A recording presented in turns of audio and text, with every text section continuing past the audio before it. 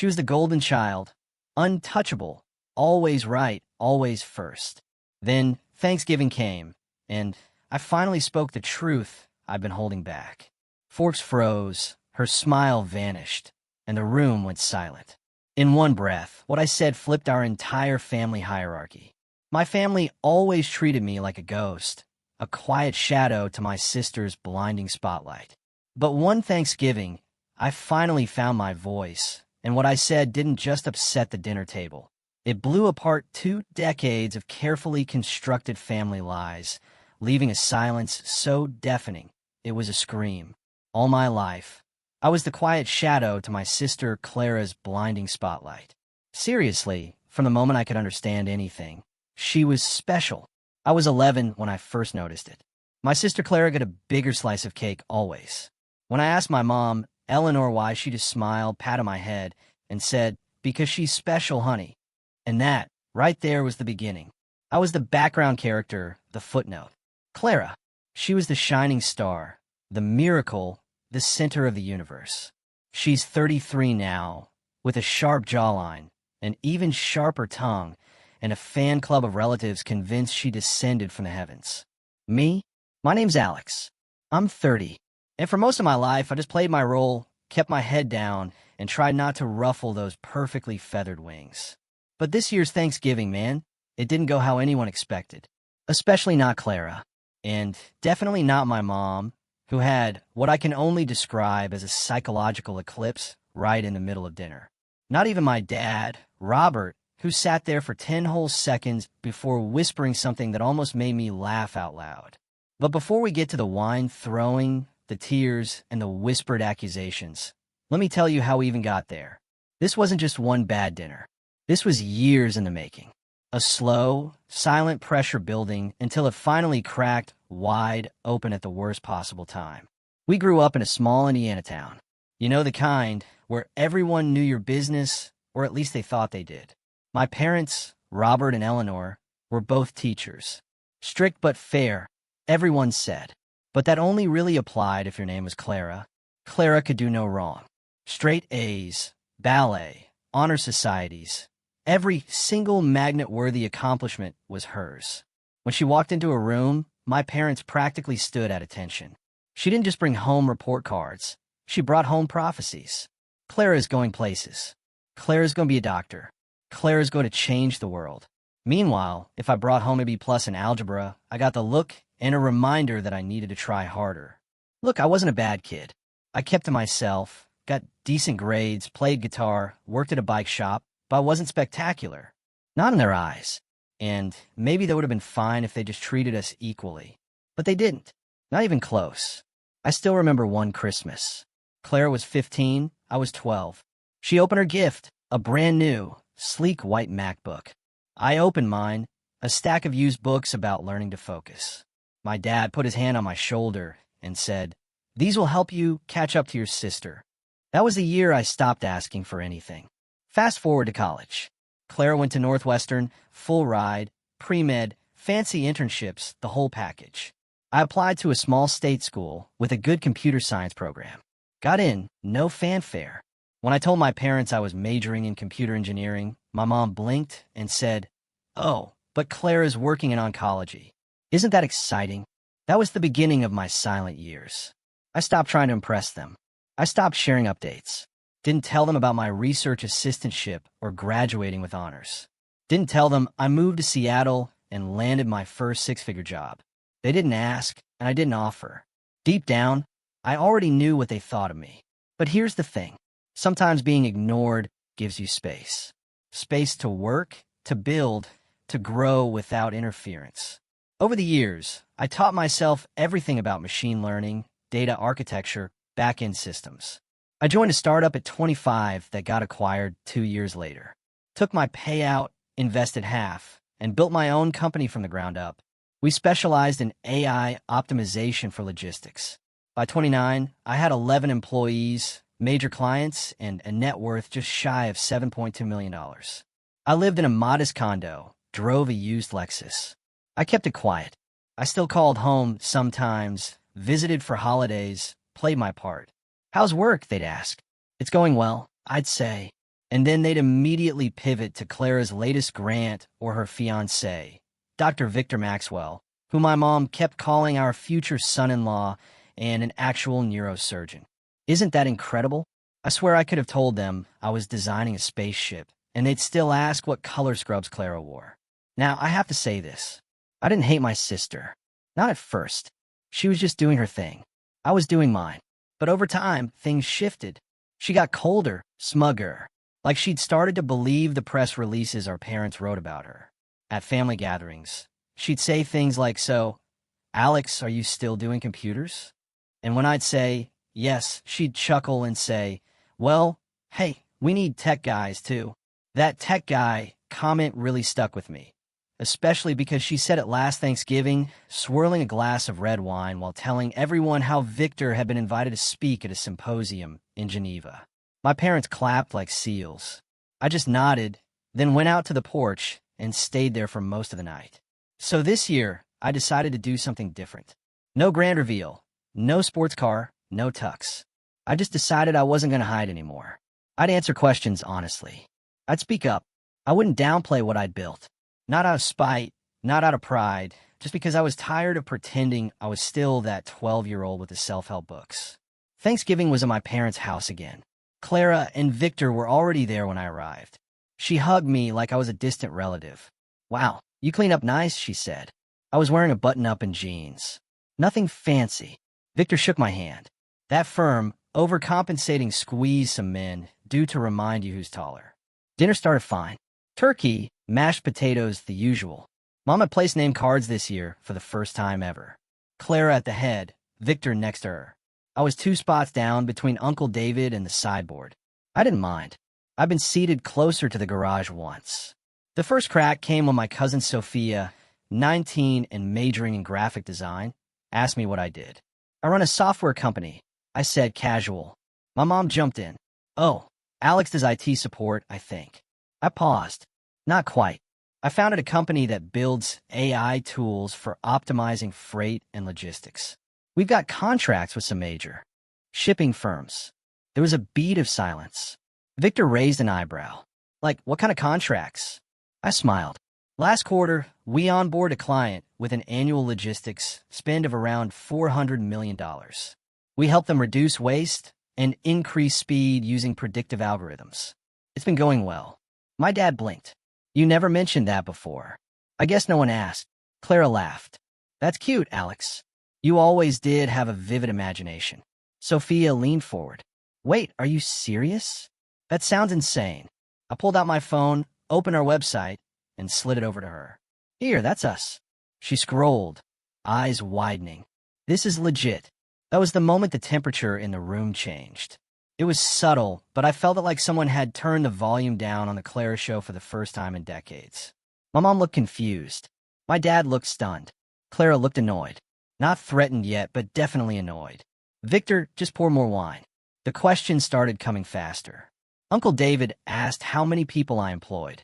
Aunt Carol asked what city I lived in now. My parents didn't say much, but they kept glancing at each other like they were trying to do the math in their heads. And then Clara asked the question that finally cracked the mask. "So, Alex, be honest. How much do you actually make? Like, salary-wise?" I paused. I could have laughed it off, dodged it, said something vague, but I didn't. Not this time. Last year, about $850,000 in salary and bonuses, but most of my wealth is in equity. "Equity?" She scoffed. "Company shares. I own 83% of the business." The silence that followed was loud. You could hear the clink of a fork on porcelain from across the room. And then my mom very softly said, "You were joking." I shook my head. "Nope." And that was when things started to spiral. Clara leaned back, arms crossed, and muttered, "That's ridiculous." My mom's eyes started to glisten. My dad looked at me like I just told him I was moving to Mars, but no one said anything else for a few seconds. Then Victor chuckled, slow and condescending. "Come on, man. If that were true, why are you living in a condo and driving a 10-year-old Lexus?" I looked him in the eye. "Because I don't need to prove anything." Clara snorted. "Wow. So, you've just been lying to everyone this whole time." That's when my mom stood up. Her voice cracked when she said, "You lied to us, Alex. and I just stared at her, stunned. Not at the words, but at how fast the script flipped. But before I could even respond, Clara grabbed her wine glass and threw it. The room froze. The wine glass didn't shatter. That's the first thing I remember. How it should have shattered like in a movie. Red wine splashing everywhere. Instead, it bounced. It landed sideways on the carpet by the china cabinet, rolling lazily to a stop while the wine soaked deep into the fibers. My mother gasped like someone had died. My father stood up abruptly, his chair scraping across the hardwood floor, jaw twitching like he wanted to say something, but couldn't figure out where to begin. And Clara, she just sat there, arms crossed, breathing heavily through her nose like some self-righteous dragon who just torched a village and was waiting for applause. "I can't believe this," my mom finally said, voice trembling. Why? Why would you hide something like this from us, Alex?" That part still gets me. Hide? Like I'd stash nuclear secrets or fake my death for insurance money. I didn't even know how to respond at first. My brain kept stuttering over the wine on the floor. The fact that I had just been accused not of doing something wrong, but of being something wrong. I wasn't hiding anything, I said slowly, keeping my tone calm. I just stopped trying to impress people who didn't want to listen. Dad scoffed. "That's not fair." I looked at him. "Isn't it?" He opened his mouth, closed it, looked at Clara like she might help him form a sentence, then sat back down heavily. He didn't say another word for 5 straight minutes. Meanwhile, my mom turned her attention back to me, visibly trying to compose herself. She smoothed down the front of her sweater like that would settle her nerves. "Alex, sweetheart, you have to understand how this looks. We're your parents. We should have known. You should have told us." "You never asked," I repeated. "We assumed you were doing okay. We didn't expect this." She gestured vaguely toward me like I was wearing a crown I didn't deserve. It's just a lot to take in. I could feel every eye at the table flicking back and forth between me and her like a tennis match. Cousin Sophia had gone quiet, her fork suspended midair. Uncle David was chewing mechanically, pretending to be invisible. Even Victor looked like he didn't quite know which team he was supposed to be on.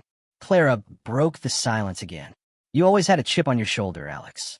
Honestly, this explains so much." "Excuse me."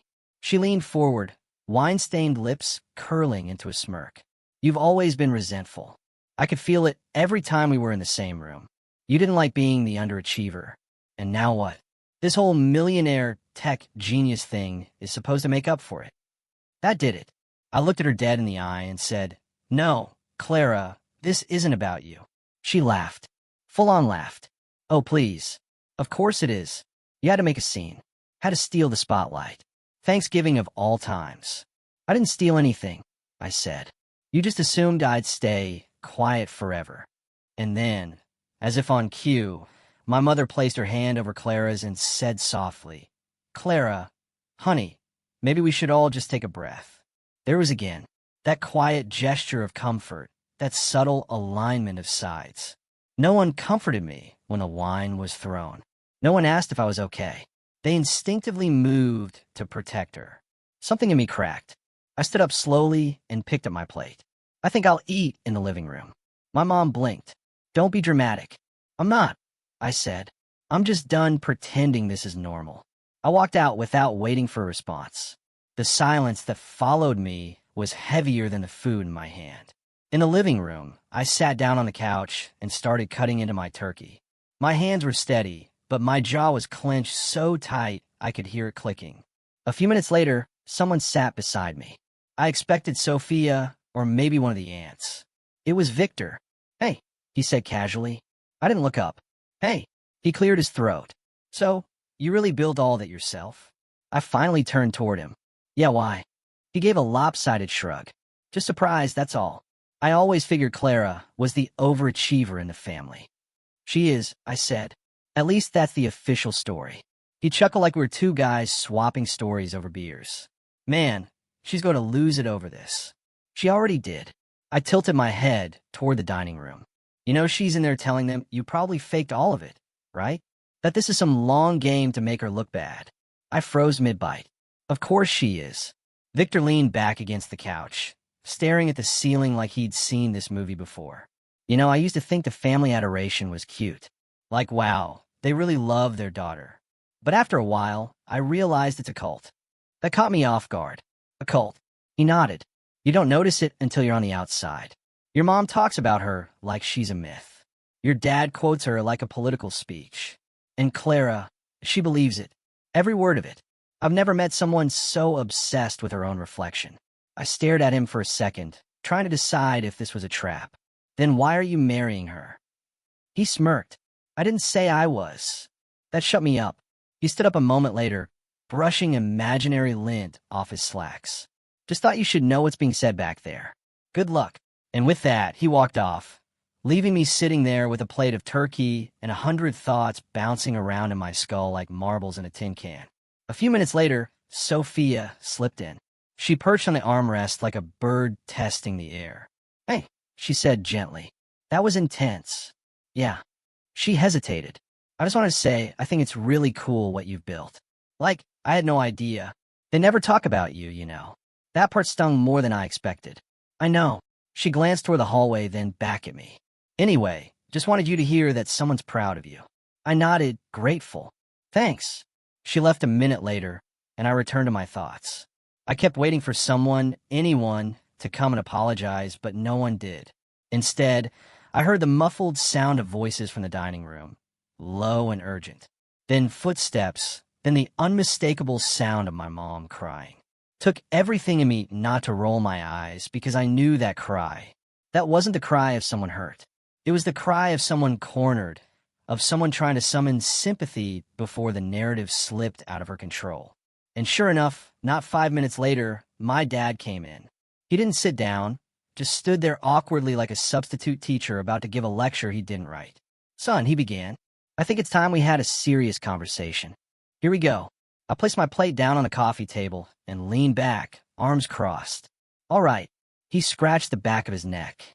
This whole situation, it's caught us off guard, and I get it. You've been working hard. That's great, really. But the way this all came out, it was aggressive, disrespectful. Your mom's really shaken up. She's shaken up because I told the truth. No, he said quickly. She's shaken up because it felt like a betrayal. I actually laughed. A betrayal? You kept this part of your life hidden from us and then just dropped it on Thanksgiving like a grenade. That's not fair, Alex. You know what's not fair? I said, voice rising. Spending 30 years being treated like a backup plan while Clara got a standing ovation for breathing. His expression hardened. That's not true. Yes, it is. I said, every birthday, every graduation, every family dinner, she was the main event and I was the intermission. He looked genuinely stunned. Like he'd never even considered it before. Like the idea that their golden child narrative had collateral damage was brand new information. I'm not asking you to rewrite the past, I said, quieter now. I'm just asking you to stop acting like I owe you guilt for doing something right. He stared at me for a long moment, then gave a tight nod. We'll talk more later. And just like that, he turned and walked away. No apology, no acknowledgement, just a retreat. By the time I went back to the dining room, dessert had been served. Pumpkin pie, whipped cream, coffee. No one looked at me, not even Clara. She sat stiffly, red-eyed and silent, like she was mourning a tragedy no one else could see. I took my seat quietly and reached for a slice. As I lifted my fork, my mom finally broke the silence. Well, I hope you're happy. I paused mid-bite. Excuse me, you've humiliated your sister. You've embarrassed this family. And for what? To brag. I put the fork down. There it was. The final script rewrite. The last pivot. I was no longer the disappointment. I was the villain. And I knew right then and there that something fundamental had shifted. Something that couldn't be undone with polite smiles or obligatory phone calls. This wasn't just about a Thanksgiving dinner anymore. This was about the truth finally stepping into the light and the people who couldn't bear to see it. But I wasn't done yet. Not even close. I didn't sleep that night. I left the dinner table after my mom's final jab, with a slice of cold pumpkin pie wrapped in a paper towel, and I drove back to my Airbnb in silence. No music, no calls, just the quiet hum of tires against pavement and the slow burn of betrayal creeping into my chest. When I got to the Airbnb, I sat on the edge of the bed and stared at the slice of pie like it might answer the question I couldn't shake. How did telling the truth make me the villain? All my life, I had swallowed slights, so small they seemed harmless on the surface. Comments, glances, omissions.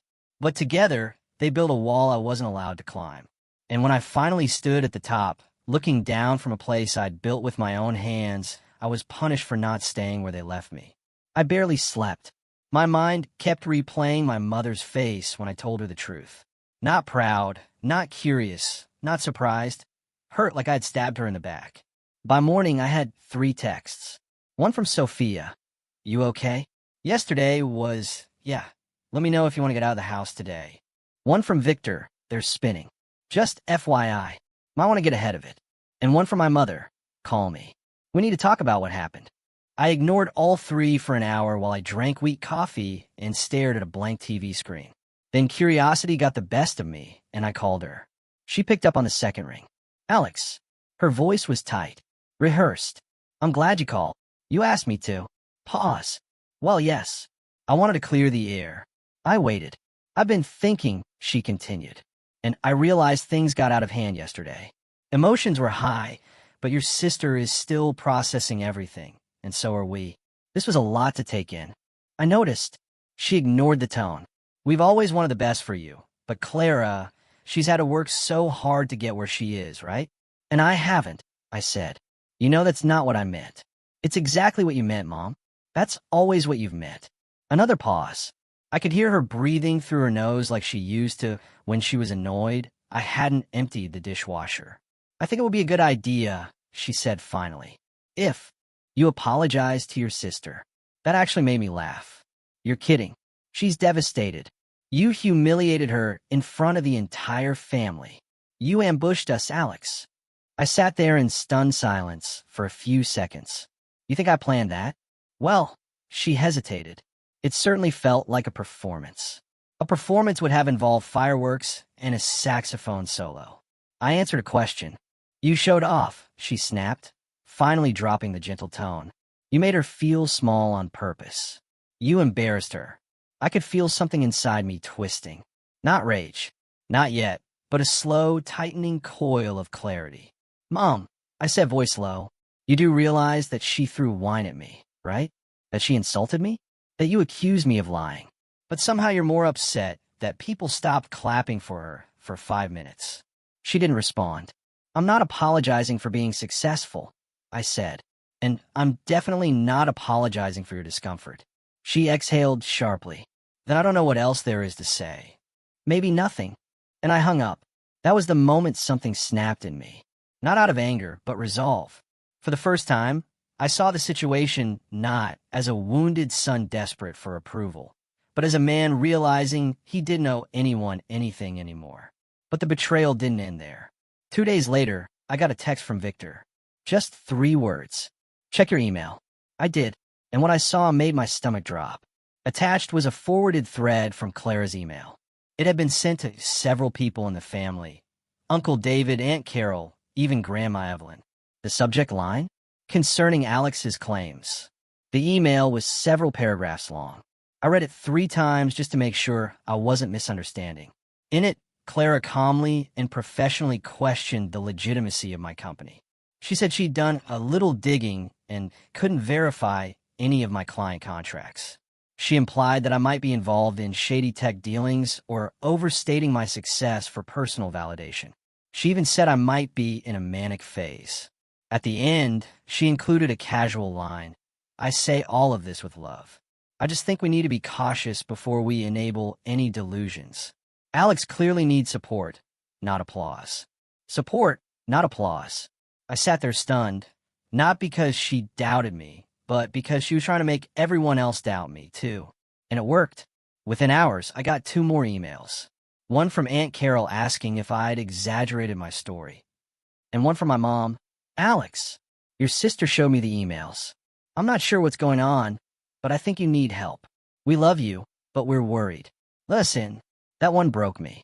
Listen, where had they been when I was a teenager building code in my bedroom? Because I had no one to talk to. Where are they when I got my first patent approved? Or when I landed my first client? Let us in. They had never even knocked. I called Victor. He picked up on the first ring. I'm assuming you saw it. Yeah, I said, still trying to process. What is wrong with her? He sighed. You want the truth? Always. She's always been like this, but this is new. This is next level. She's trying to destroy my credibility. She's scared. The crown slipped, and she's grabbing at anything to keep it. I paused. Why did you send it to me? Because you deserve to know, and because I think I might be done with all this. There was something final in his voice. You're leaving her? I don't know yet, but I see it now. The manipulation, the control, the way your parents feed it. We were quiet for a while. Then he said, you should come back. Say nothing. Just show up. To what? Let them keep painting me as the delusional brother. No, he said, to show them you're not going anywhere. To remind them you don't need their approval. I didn't respond, but the idea planted itself like a seed. The next day, I went back to my parents' house. I didn't call ahead. I just knocked on the door around 3 p.m., wearing jeans and a black coat, holding a thick folder in my hand. My mom answered, surprised. Alex, are you all right? I'd like to talk, I said, stepping inside. She hesitated, then nodded. My dad was in the living room. Clara was on the couch with a cup of tea and a smug expression that faltered the moment she saw the folder in my hand. Good, she said, setting her cup down. I'm glad you came. We really need to discuss. No, I interrupted. I need to say something. They all froze. I sat down across from them and placed the folder on the table. Slowly, deliberately, I opened it and began laying out documents. Company registration, bank statements, a redacted client contract, the most recent valuation letter from our accountant, shareholder breakdowns, tax filings, photos from the last investor meeting. Then I opened my laptop and played a short 2-minute clip from a conference I'd spoken at a few months ago in San Diego. I was on stage fielding questions about neural network scalability. When it ended, I looked at them. I didn't want to do this, I said. I didn't want to prove anything, but since someone decided to smear me behind my back, I figured it was time to bring receipts. My dad's face was unreadable. My mom looked like someone had unplugged her brain. And Clara? Clara's expression twisted into something bitter and unfamiliar. I never meant to smear you, she said, voice trembling. You accused me of being mentally unstable, I said. You sent emails to the entire family saying I fabricated everything. I was just worried, she snapped.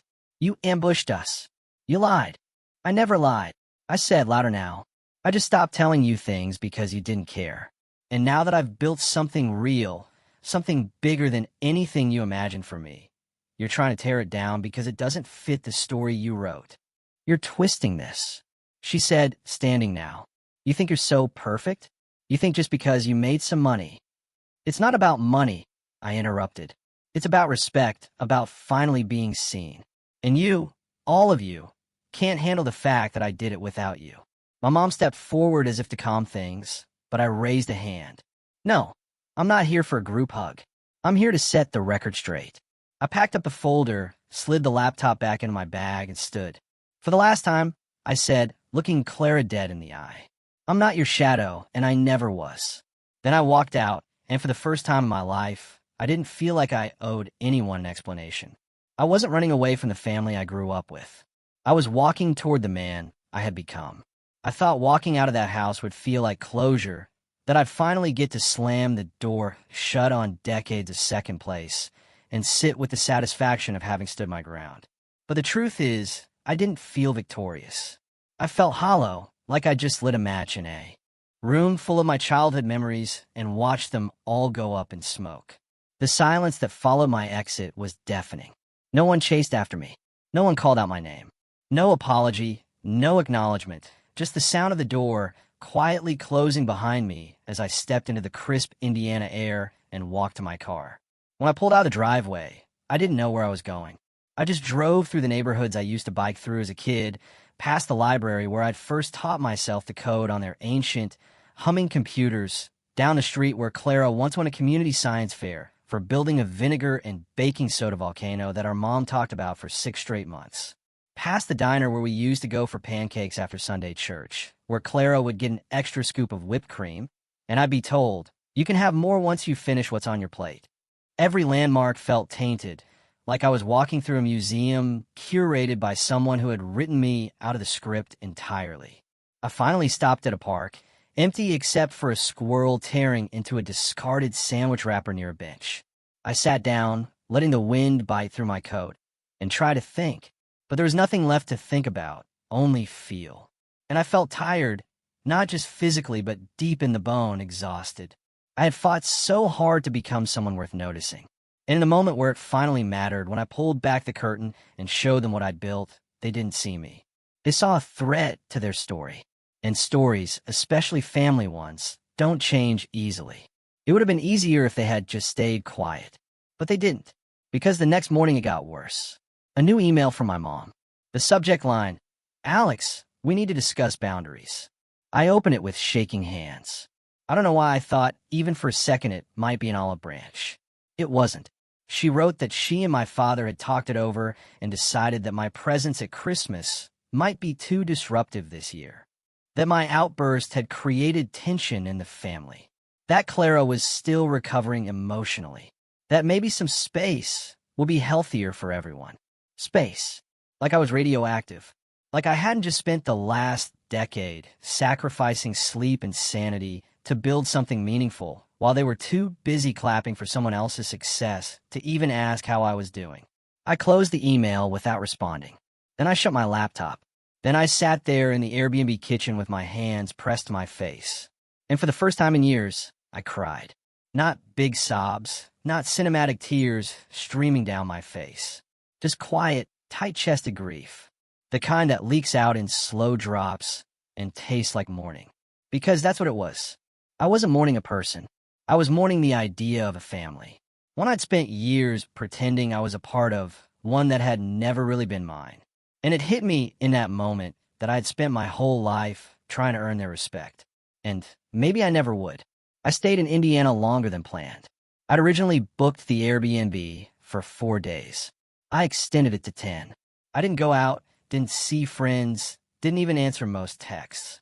Sophia checked in a few times, and I sent her polite responses. Victor texted once more, just a thumbs-up emoji and the words "saw the fallout." Good for you. But I didn't reply. I wasn't angry. Not anymore. I was just done. Emotionally fried. And more than that, I was ashamed. Not of who I was, but of how long I'd let them decide who that was supposed to be. I ordered in food. I binged mindless shows I'd already seen. I read a book on leadership I couldn't absorb. I told myself I was relaxing, but I wasn't. I was grieving quietly, alone. And when I finally gathered the strength to check my phone again, I saw what I had missed. A post from Clara on Facebook, a smiling selfie captioned, "Grateful for family this Thanksgiving and for the strength to rise above toxic people, even when they share your DNA." I stared at it for a long time. The comments were exactly what you'd expect. "You're so strong, Clara. Ignore the haters. You shine no matter what. They're just jealous of your success. Family isn't always blood. Stay close to the ones who support you." I didn't respond. I didn't need to, because that post told me everything I needed to know. She wasn't just rewriting the narrative. She was weaponizing it. I was now the toxic brother, the ungrateful one, the liar, the dramatic embarrassment who tried to overshadow her at Thanksgiving. And everyone was buying it. Or at least everyone who mattered in that insular little family bubble. It was almost funny. All this time, I'd worked in silence, built a life, made something real. And in one weekend, my own family decided that reality was less believable than Clara's version of events. And worse, they preferred hers. It wasn't just that they didn't believe me. It's that they wanted not to. Because if I was telling the truth, then what did that say about them? It was easier to cast me as the unstable one, the outburst, the black sheep. Because then they didn't have to face the years of neglect, the favoritism, the quiet cruelty they swore was just normal parenting. I could have fought back. I had proof. I had money. I had a bigger platform than they knew. But I didn't. Because in that moment, I realized something I'd been too hurt to see before. You don't win by proving them wrong. You win by walking away. And so that's what I started doing. Quietly, one step at a time. I canceled the auto-renewal on the Family Cloud photo account I'd been paying for. I unfollowed Clara on every platform. I turned off email notifications from my mother. I blocked my father's number, not out of rage, but because I knew he wouldn't call anyway. And I didn't want to keep looking at the silence. Then I opened a spreadsheet and I started making a plan. Not a revenge plan, not yet, but a life plan. One that didn't orbit them. One where the center of my universe wasn't the hope of getting invited to Christmas or the pathetic thrill of a half-hearted, "We're proud of you." No, I was done waiting for their applause. And as I stared at the blinking cursor in the spreadsheet, I realized something that sent a chill down my spine. They had no idea what I was really capable of. They thought the success I'd shared was the climax, but it wasn't. It was just the prologue. I left Indiana in the middle of a snowstorm. Not metaphorically, an actual heavy blizzard-style whiteout that swept across the state 2 days before my Airbnb reservation ended. It was like the universe wanted to put a final period on my time there, to make it as cold and brutal on the outside as it had been on the inside. I packed my bags, loaded my laptop and files into the back seat, and started the long drive to Chicago where my flight home waited. The roads were slick, the radio was low, and I drove mostly in silence. But in that silence, something strange happened. I wasn't angry anymore. I wasn't hurt. I wasn't trying to rehearse a speech in my head or imagine a gotcha moment that would turn the family tide. I felt light, like I'd finally stopped dragging a wagon full of bricks behind me. Bricks labeled, "Prove yourself. Make them proud. Maybe this time they'll listen." It was over. Not because I had lost, but because I had finally stopped playing. And that's when the rise truly began. Not with some dramatic viral post or revenge scheme, but with the peace that came from letting go. The silence wasn't empty anymore. It was full of space. My space. And I was going to build something new in it. Back in Seattle, my condo felt like stepping into an alternate life, like I had passed through a mirror and returned to a world that hadn't changed while I had completely transformed. The plants on my windowsill were still alive, barely. My neighbor's cat still patrolled the hallway like he paid rent. My startup Slack channel still pinged with deadlines and bugs and inside jokes. But I wasn't the same Alex who left for Indiana. Not anymore. First thing I did was schedule an all-hands meeting with my team. I logged in, turned on my camera, and saw all the familiar faces pop up. Jessica from marketing, Mark from sales, Raj from product, and 3 of the original devs who had helped me build the backbone of the company from scratch. And when they all settled in waiting for me to talk, I didn't give them the usual weekly update. I gave them a story. I told them about Thanksgiving. I told them, without naming names, about being treated like an afterthought my whole life, about building in silence, about the moment I finally spoke the truth and what happened next. And then I said, I want this company to be a place where no one ever has to shrink themselves to survive, where no one ever feels like their story has to be watered down so someone else can feel bigger. No one said anything at first. Then Jessica smiled and said, "Well, damn, that's the best Monday kickoff I've ever heard." Raj clapped. Mark typed in the chat, "Alex, main character energy." That meeting changed the tone of everything. Over the next few months, we didn't just grow, we exploded. We closed 2 new clients in Q1. Both of them referred through connections who had seen our work online. One of our use case demo videos went semi-viral on LinkedIn, and we started getting attention from venture funds. I did 2 podcast interviews and 1 TED-style conference talk. And for the first time, I didn't downplay our success. I didn't act like we were just a small shop, because we weren't. We were making waves in one of the most competitive tech spaces in the country, and I was the one at the helm. With growth came money, more than I'd ever really known what to do with. I upgraded my condo, not to a mansion, but to a sleek, modern townhouse with a rooftop garden and space for a recording studio. I started working with a personal trainer 3 times a week. I hired a financial advisor, not because I was worried about losing money, but because I wanted to learn how to move it, how to make it work for causes I cared about. And I began investing quietly, strategically, not just in tech, but in people. I reached out to small business owners with good ideas, but no resources. Artists who needed grants. Coders in underrepresented communities who just needed someone to believe in them. I created a micro-investment fund and called it First Shadow, a name that meant nothing to anyone else but everything to me because I'd lived in the shadow, and now I was giving others the light. A few weeks after launch, I got an email from Sophia. Subject line, "Have you seen this?" Attached was a screenshot of a Facebook thread. A family cousin had posted about exciting career opportunities in the tech field, And someone in the comments had said, "You should talk to Alex. I heard he's doing something huge out in Seattle." Underneath that, a comment from my mother. "Let's not exaggerate. He's always been a bit theatrical." That one stung. Not because it was shocking, but because it was expected. That's who she'd always be. Who they'd all always be. And I wasn't going to change it. But I didn't have to anymore, because for every one of them, there were 10 others now. People who saw me, respected me, believed in me. I was building something bigger than a company, bigger than revenge. I was building a legacy. The next milestone came 6 months after Thanksgiving. A major logistics firm, one of the top 5 in the country, signed a 7-figure deal with us. I flew out personally to finalize it. At the signing table, their CEO looked at me and said, "I have to admit, when your name came across my desk, I thought you were older." "I get that a lot," I said. "What you've built is impressive," she added. "And fast. Where did you learn to do all this?" I smiled. "In a quiet house," I said, "with a lot of time to think." She didn't ask more, just nodded. Sometimes the people who get you don't need the full story. A week later, I got a call from Victor. We hadn't spoken in months. I answered, unsure of what I'd hear. "Hey," he said. "We never really finished our last conversation." I said nothing, letting the silence carry the weight. "She knows," he continued. "She knows I'm done. I left, packed up, and moved out 3 weeks ago. She's still telling people I'm just taking space to find myself, but I filed the paperwork already." He let out a breath. "She's unraveling, Alex. Not just about the relationship, about you." "What do you mean?" "She keeps bringing you up, asking why you get attention now. Why everyone's talking about you. It's eating her alive." "That's not what I wanted," I said quietly.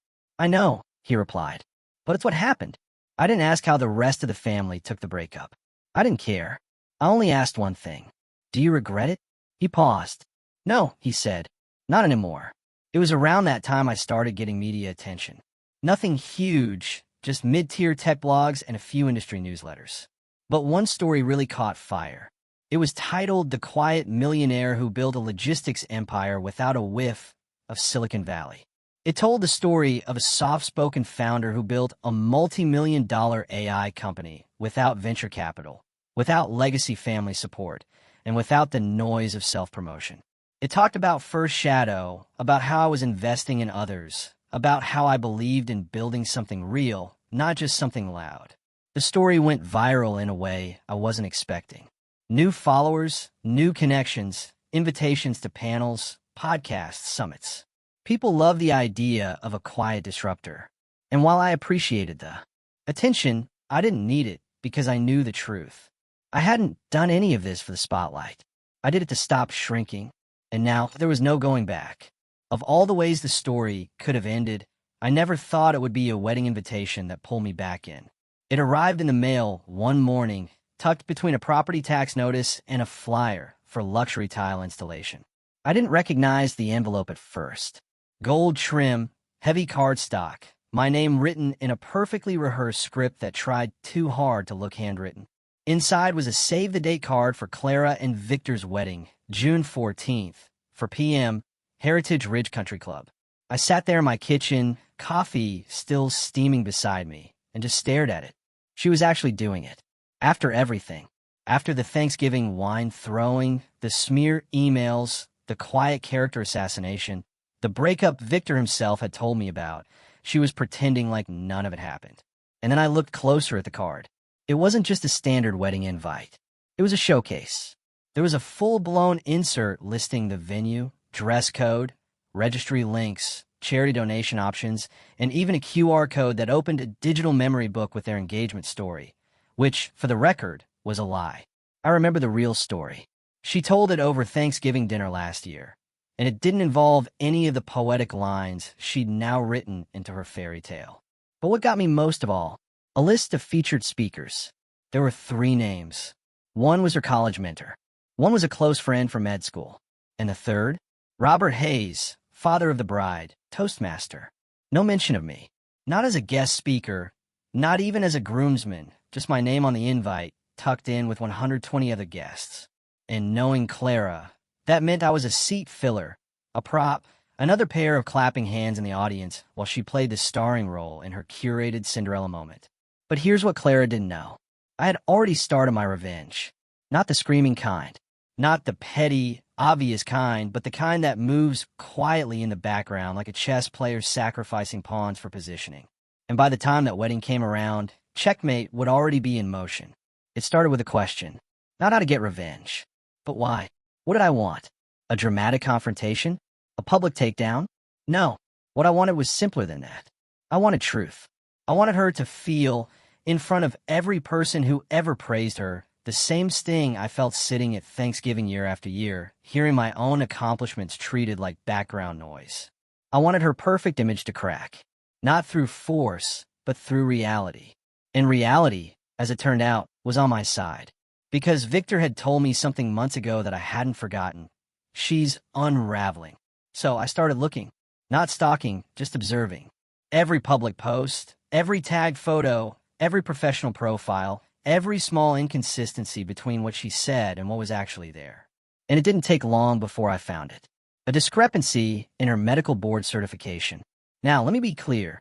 I wasn't digging through private files. This was all public information, but her LinkedIn claimed she was board certified in neurology. Yet, the official state licensing board said she was still pending completion of her final specialization hours. In other words, she jumped the gun. And in the medical world, that's a big deal. Especially when your wedding is being framed as a networking gala with half the guest list made up of hospital executives and donors. It wasn't fraud, not legally, but it was definitely a lie, a calculated one, and it gave me exactly the thread I needed to start pulling. I reached out to a friend of mine named Maya, an investigative podcast host I had met during one of my TED-style events in Portland. Maya had built a reputation on peeling back polished veneers and exposing the truth underneath. Her last expose had gone viral after uncovering a nonprofit's misuse of grant funding. I told her about Clara, about the disparity in credentials, about the way she carefully sculpted her image for maximum applause. Maya was intrigued but cautious. She's not running for office, she said. Why should people care? Because this isn't about one lie, I told her. It's about how many people believe it. I sent her the engagement story, the fabricated speeches, the screenshots from Thanksgiving, the Facebook post calling me toxic after I exposed the truth. I didn't beg. I didn't exaggerate. I just let the facts speak. And Maya agreed to feature Clara in a short-form series on professional pretenders, people who build elaborate public facades while quietly bending the truth behind the scenes. Nothing illegal, just curated deception. It would run the week before the wedding. I didn't give them the wedding date. They found on their own. Meanwhile, I played the part. I RSVP'd yes. I bought a tailored suit, subtle, sharp, charcoal gray. I didn't ask to bring a plus one, but I knew I wouldn't be coming alone because at the last minute I invited a guest, Sophia. She had stayed quiet through all of this. Supportive, but cautious. I didn't blame her. It's hard to choose sides when one side is the family you still have to see at Christmas. But when I told her what I was planning, not the specifics, just the broad strokes, she said one word. I'm in. She booked a flight that night. The wedding day arrived with perfect weather.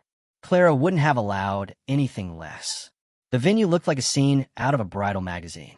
Strings of fairy lights, glass chandeliers, floral arches. Guests arrived in tailored suits and floor-length dresses. Champagne flutes already half empty before the ceremony even began. I kept a low profile, mingled politely, shook hands, complimented centerpieces, but there was a weight to my silence now. People didn't dismiss me. They leaned in, asked what I'd been up to, made quiet jokes about the family genius finally coming out hiding.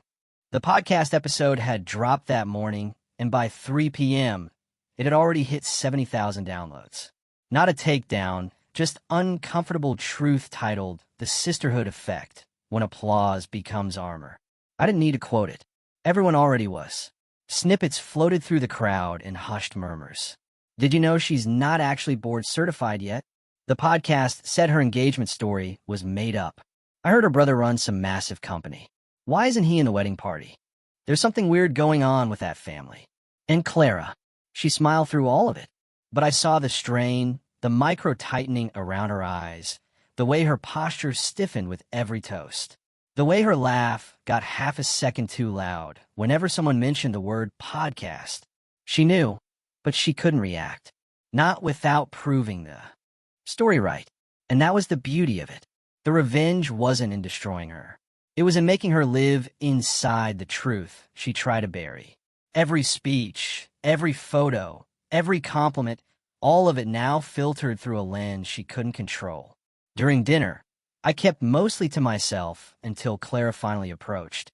She waited until Victor stepped away from the table, then slid into the seat across from me with a glass of wine in hand.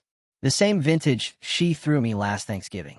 "I know what you did," she said under her breath, smile frozen in place. "Do you?" I didn't flinch.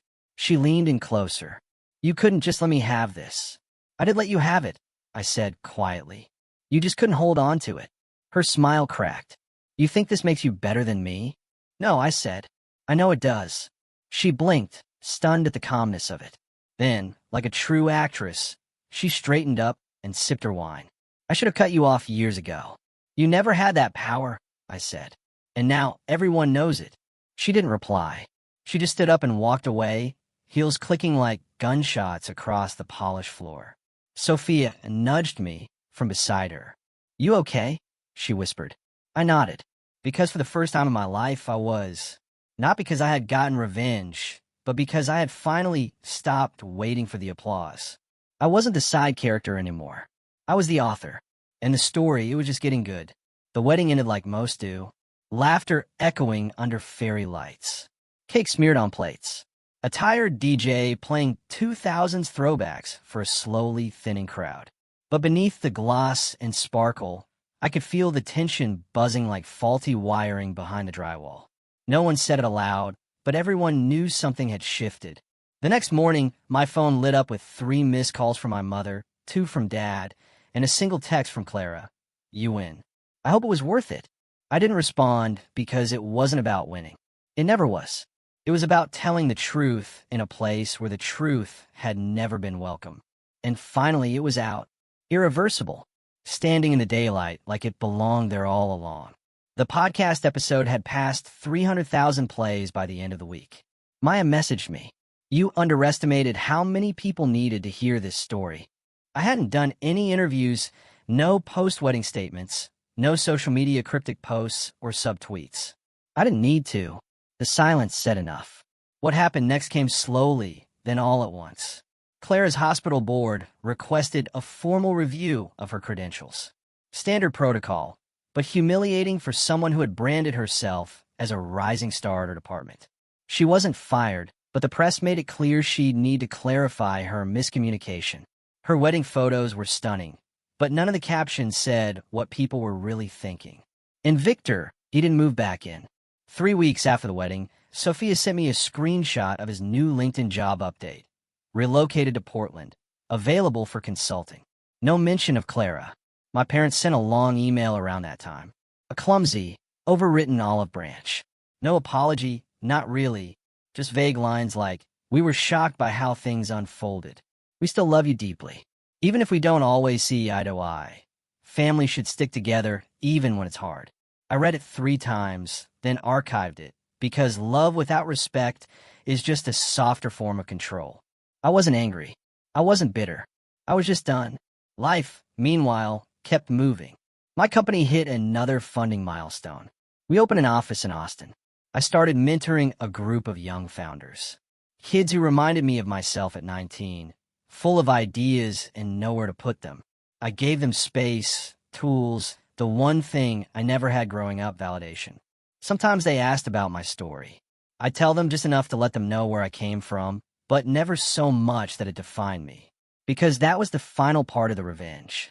Not the takedown, not the podcast, not the ruined fairy tale wedding, but this piece. The kind that doesn't need a spotlight. The kind that doesn't explain itself. The kind that quietly builds a better life, while the people who dismissed you scrambled to rewrite their roles in your success. And one morning, almost a year after that unforgettable Thanksgiving, I got a package in my office. No return address. Inside was a hardcover family photo album, one of the old ones from our living room shelves. A note was taped to the inside cover, just 6 words written in my mother's handwriting. "We should have seen you sooner." I didn't cry. I didn't call. I didn't frame it or throw it away. I just placed it on the bottom shelf of my bookcase where it would stay silent, heavy, untouched, like a chapter I'd already finished.